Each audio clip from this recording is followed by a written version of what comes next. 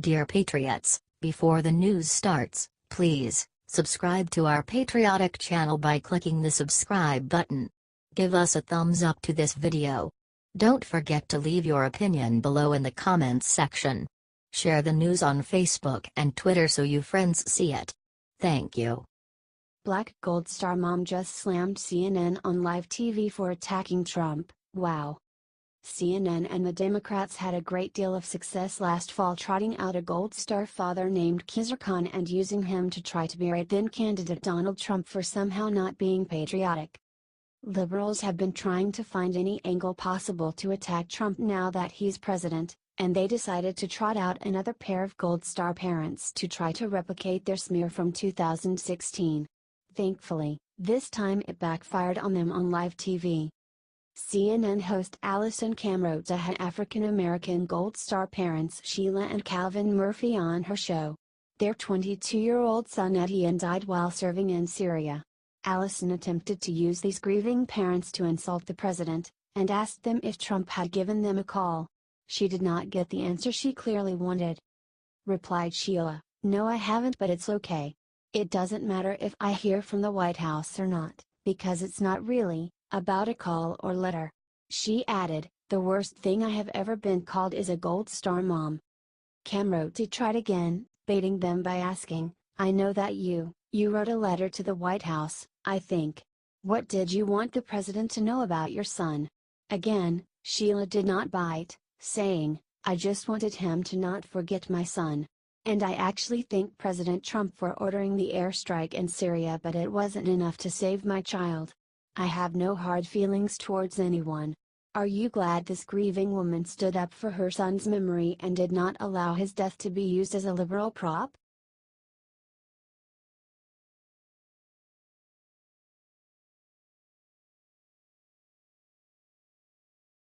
Rush says one person is taking over the Republican Party and it isn't Trump. Conservative talk radio legend Rush Limbaugh has been a firm supporter of Republican President Donald Trump, and he is also aware of the effect Trump's change agent status has had on the Republican Party as a whole. Limbaugh has stated how he wants the Republican Party to serve President Trump and his agenda, and has been dismayed over how some Republican lawmakers in Washington who are unable to put their egos on check have been putting up needless obstacles to Trump's plans. Thankfully, he pointed out how Trump's former chief strategist Steve Bannon has been taking over the Republican Party in its current leadership void, to Trump's benefit. Explained Rush on his show, "I think what Bannon is doing is slowly but surely taking over the role of the Republican Party.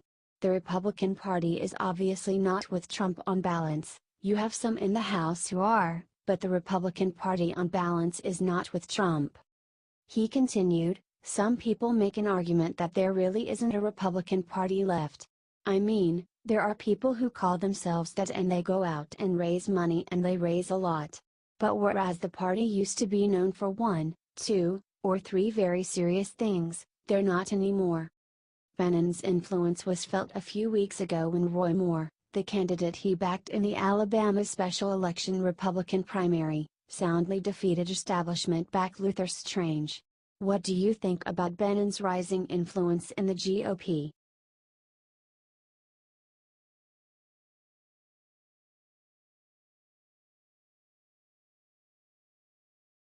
Famous college says conservatives do not have the right to free speech. "It's disgusting. It is sad that America's universities, which have long been the envy of the rest of the world, have become such toxic places where free speech is not only not welcomed but it's actually discouraged.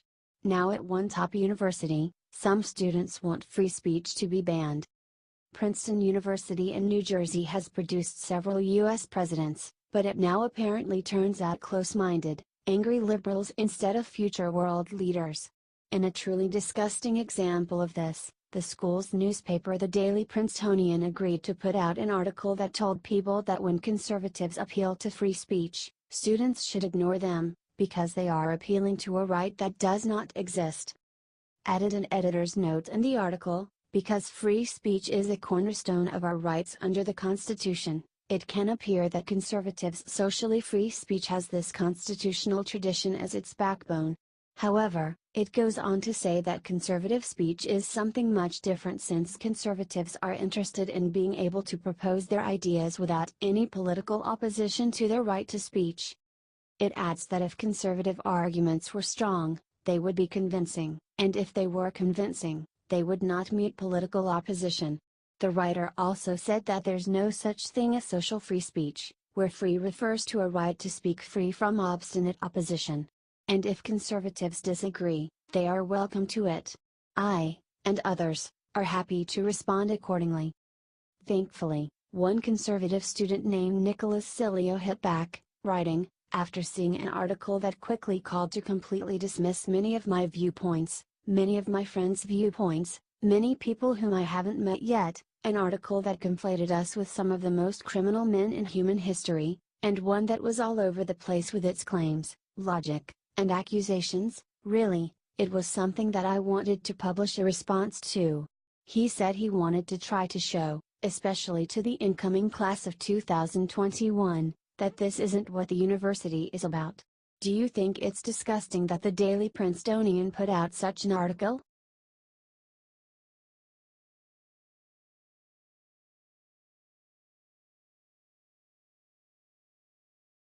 Top stars' publicists say why they refuse to book their celebs on Megyn Kelly's show. Ouch.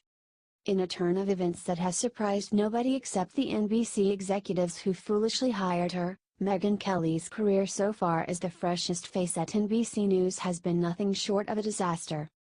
Megyn's run at the liberal network reached an all-time low in September when she completely botched an interview with Academy Award-winning actress Jane Fonda, during which she made Jane deeply uncomfortable by pointing out to television viewers the plastic surgery Fonda has had done.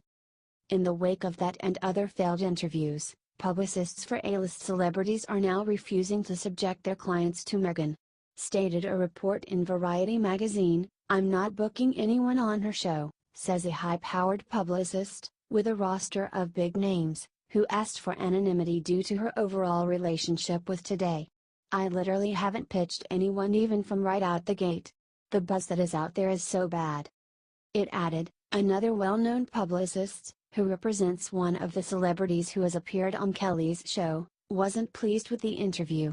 "I won't plan to have others go on," the publicist said. "None specifically have been offered or asked to, but it'll be my preference not to." Page 6 recently reported that Megyn's hour of the Today Show is down in viewership by 32% from last year. Stated the report, "Too many people are tuning out NBC. Hoda and Kathy Lee had been a bright spot in the mornings. People are alarmed," the source said of the slide. Another source told us that Today talent is concerned. "The format for Megyn's show doesn't make sense. Her show distracts from the Today franchise," the second source said. "Are you glad Megyn has been flopping so hard at NBC?"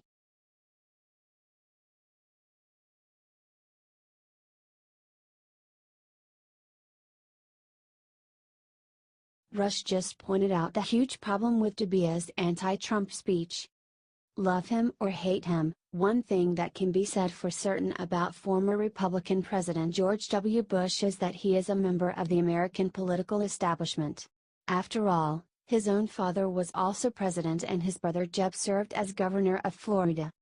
Despite the fact that President Donald Trump is also a Republican, Bush clearly decided that it was in the best interest of wing of the party to publicly slam Trump.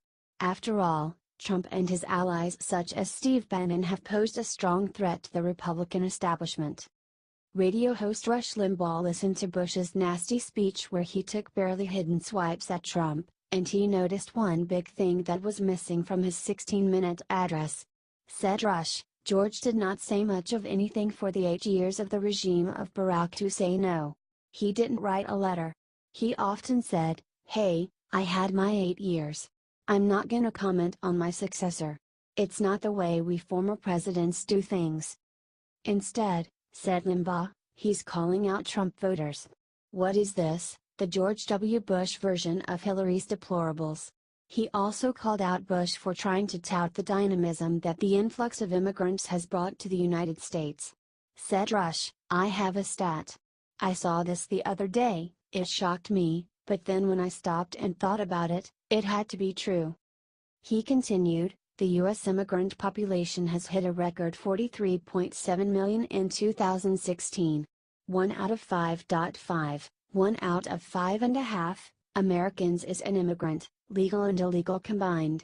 1 out of 5. That's not dynamism. That is an invasion that has been ignored and you might even say covered up. Do you agree with Limbaugh about Bush's speech?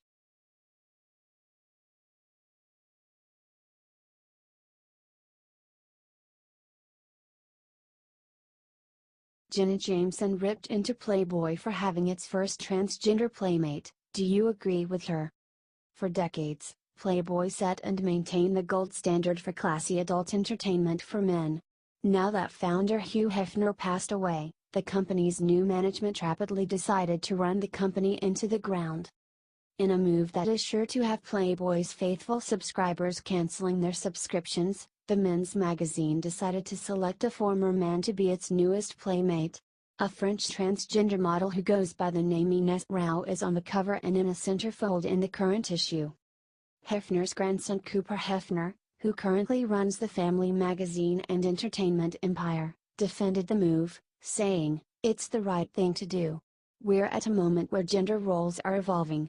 He then added, in typical liberal politically correct fashion, "We should collectively be fighting for a more open world, not one that promotes hatred and a lack of acceptance." However, former playmate Jenna Jameson is not thrilled about having a biological male be a playmate. Commented Jenna on her Twitter account, "So at Playboy just announced it will be featuring its first transgender playmate." She continued, "I have a problem with it just like I have a problem with a transgender competing against biological women in sports." One liberal tried to scold Jenna, writing back, "Modeling and sports are different. Playboy has never shied away from putting enhanced models in their magazine." She hit back, "And women and men are two different things. See what I did there?" Jenna continued, "Just because I don't agree with a trans person being in Playboy doesn't mean I'm transphobic. People these days with all their phobics." She later added, "Because I think it's setting fire to an iconic brand and pandering to this ridiculous PC world we live in." Do you agree with Jenna about this stupid move?